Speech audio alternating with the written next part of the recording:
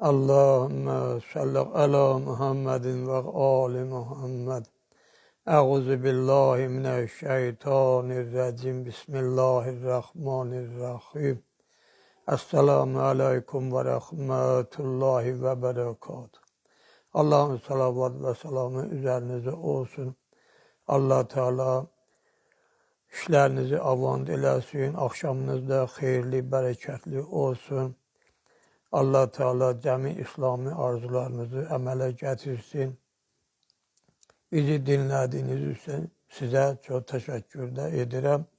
Allah hamınızdan razı olsun. Söhbətimiz orada qalıb ki, yəni insan istəyir ki, onun duaları müstəcəb olsun və Allaha yaxınlaşsın. Ona görə ən əvvəl birinci növbədə insanı, yəni imanı möhkəm olmalıdır. Allah Teala'nın buyurduğu vacibatları bilməlidir. Belə ki, həmən vacibatlardan birincisi dedim də sulüddindir. Onlar haqqında azca da olsa məlumat vermişəm.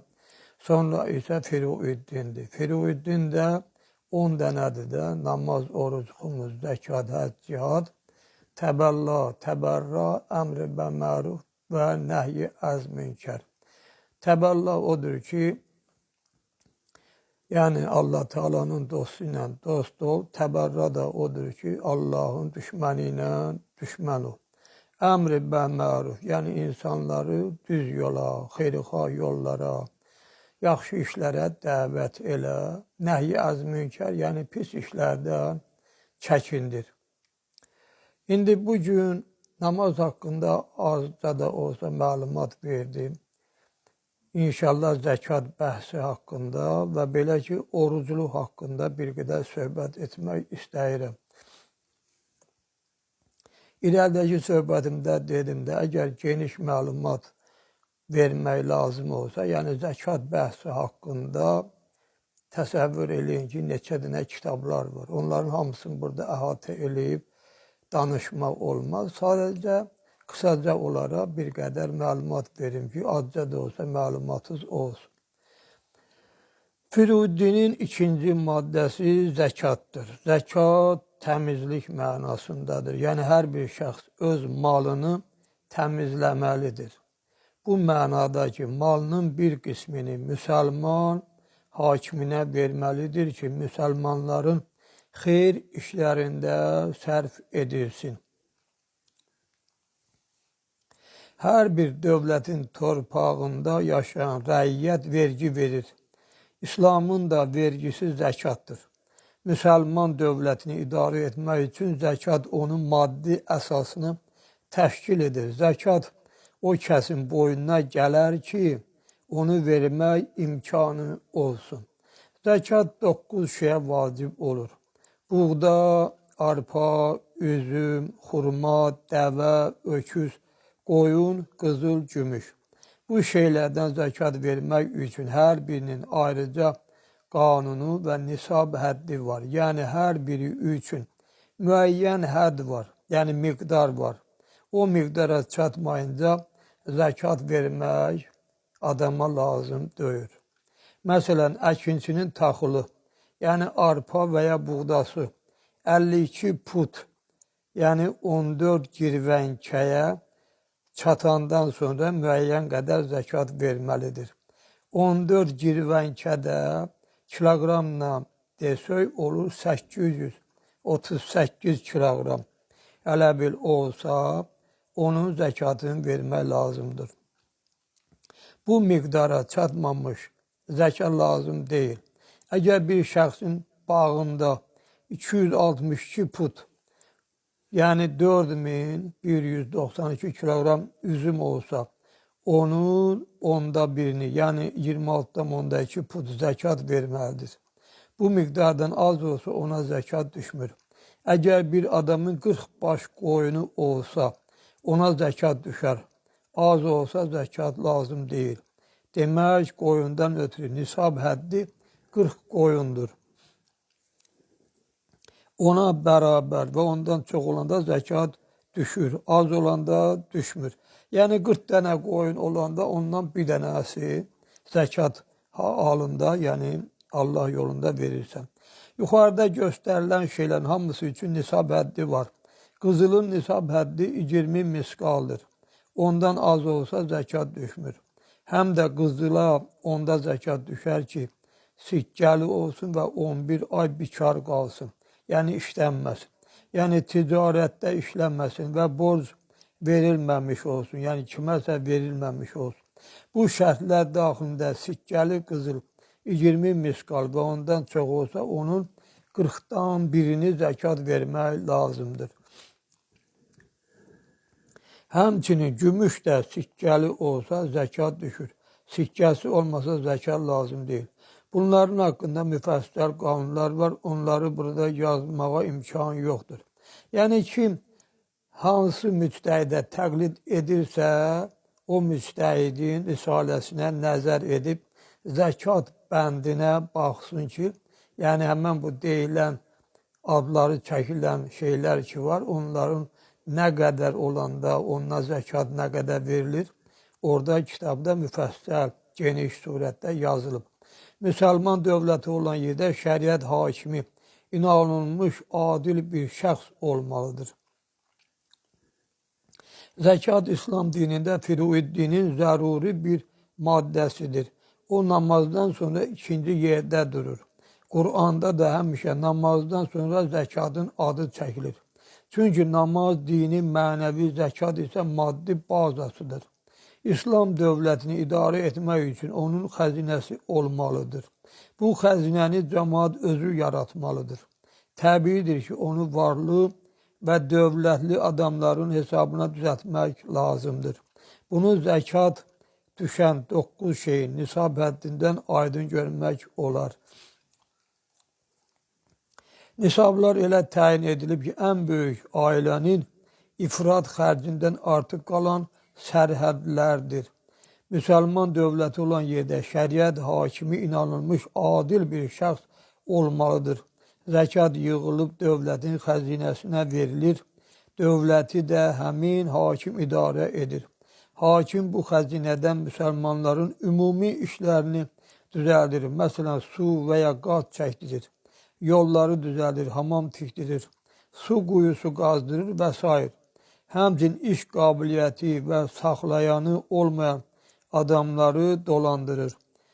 Yetim uşaqları saxlayır, başsız ailələrə köməklik edir.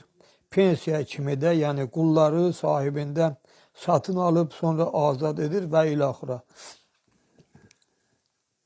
Bu işlərdən ötürü hakimliyə etibarlı adil bir adam seçilir. Adil adam o adama deyilir ki, böyük günahların heç birini etməsin. Bunlar kitabın axırında inşallah deyiləcək. Kiçik günahlardan birini təsadüfən, səhvən etmiş olsa, tez peşiman olub bir də etməyəcəyinə əhd etsin. Bundan başqa adil adam gərək özünə yaraşmayan işlərdən də çəkinsin. Əks halda ədalətdən düşər. Həm zəkat, həm ədalət haqqında söz çoxdur.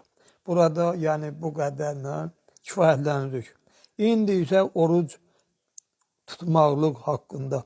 Orucun hökmləri Fazil Lənkəraninin yəni risaləsində 287-ci səhifədən başlayır ta 316-cı səhifəyə qədər. Bu da təxminən 29 səhifədir. Təxminən 15 vərəqdir. Yəni burada isə cəmisi deyirəm də bir dənə vərəqin bir üzüdür.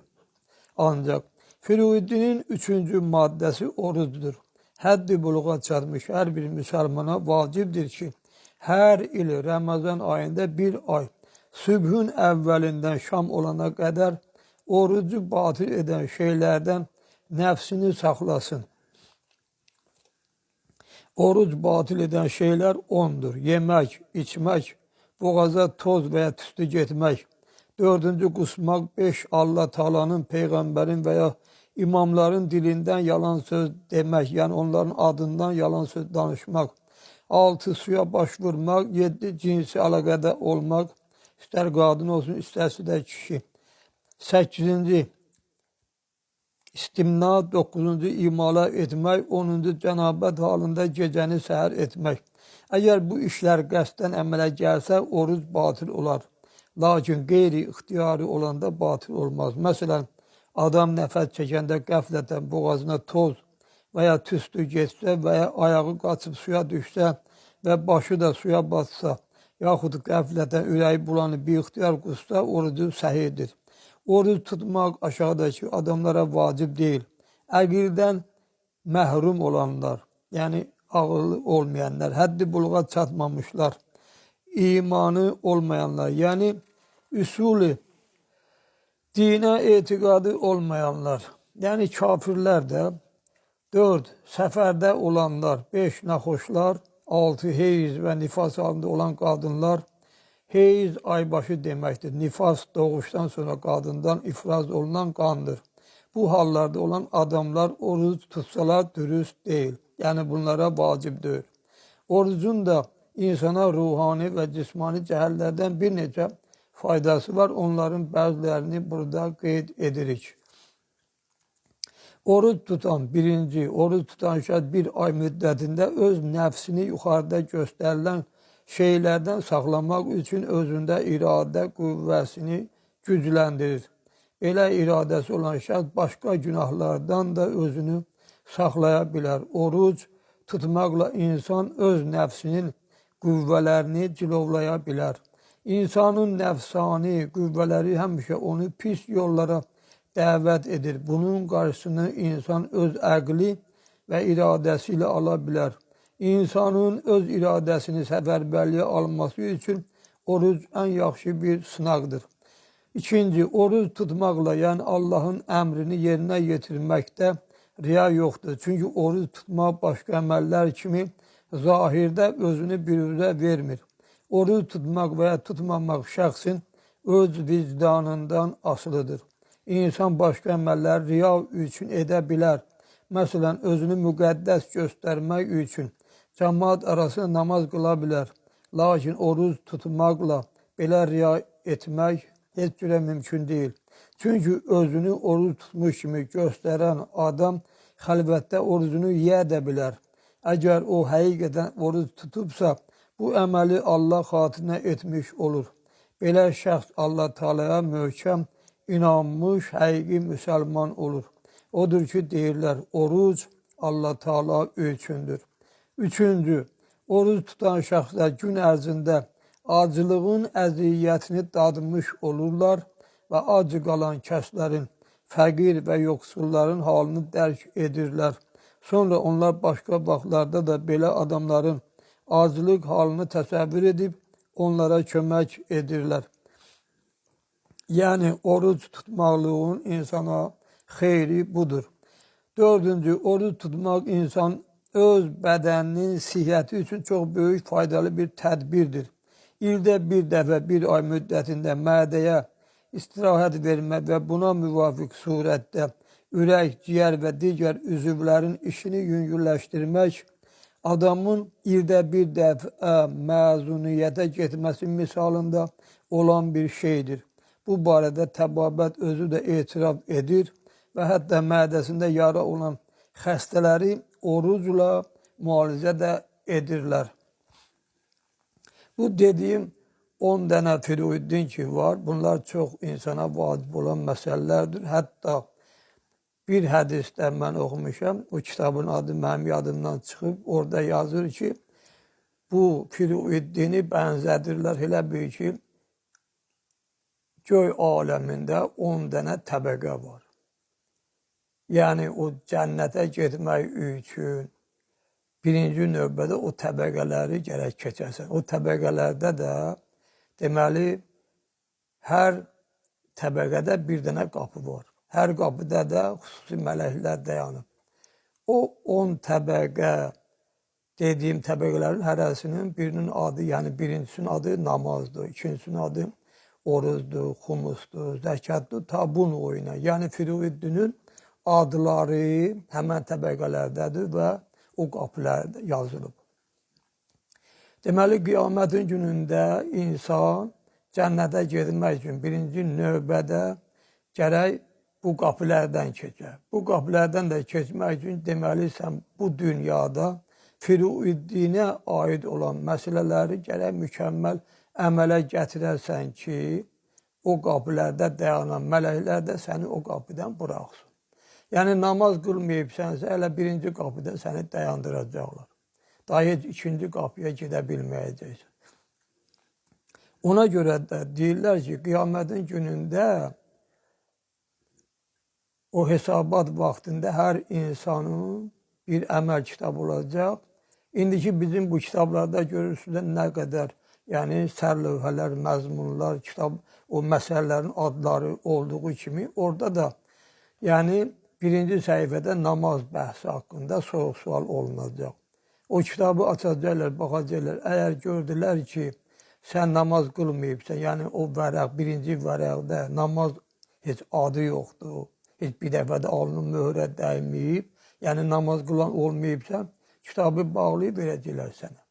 Elə bil ki, o asimanlarda olan qapıların hələ birinci qapısından səni qaytaracaqlar.